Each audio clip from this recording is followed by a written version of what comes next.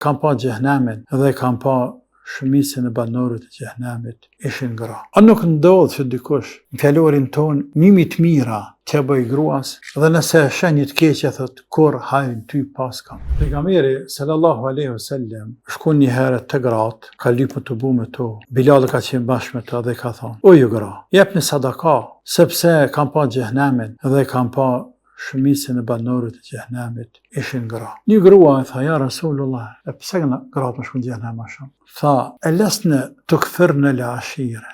A nuk keni ju të atilla që më hëni mirësi t'ja bë dikush? A nuk ndodh që dikush në fjalorin ton mimi të mira t'ja bëj gruas dhe nëse shën një të keqe thot kur hajrin ty pas kam. Hadith është Muslim, Sahih Muslim. Me këtë ai bekuar alayhi salatu wassalam po don me tregu natyrën e grave. Ja të rek në ndërmjet të rek vërejtën që o ju motra, arruni mos bëni këtë rang. Mos bëni të atilla, ngritni pak.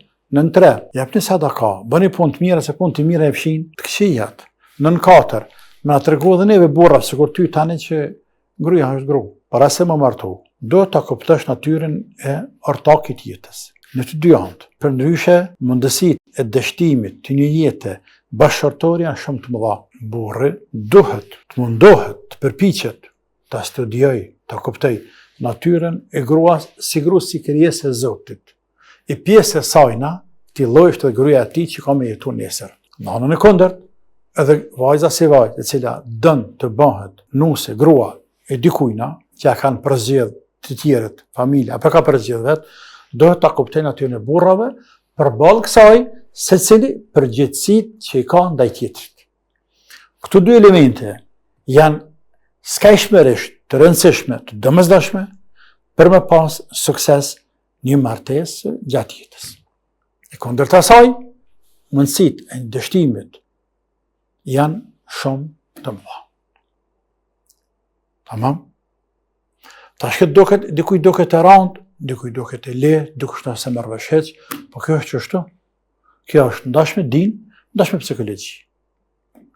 E pranon se pranon njerëzit. Duhet me kuptu natyrën e tjetërt edhe kaq. Andaj edhe të nderuar, kuptoj natyrën e gruas, kuptoj natyrën e gruas.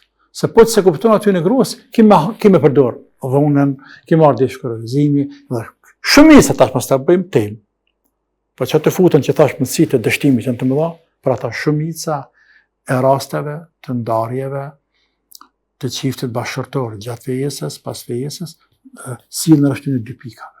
Kështu që të i rije, edhe një halan fillim, inshallah Zoti ja përmirëson gjendjen, ju vendosani, ju ngritni avancën, dhe secili kupton obligimin e hakit ndaj tjetrit.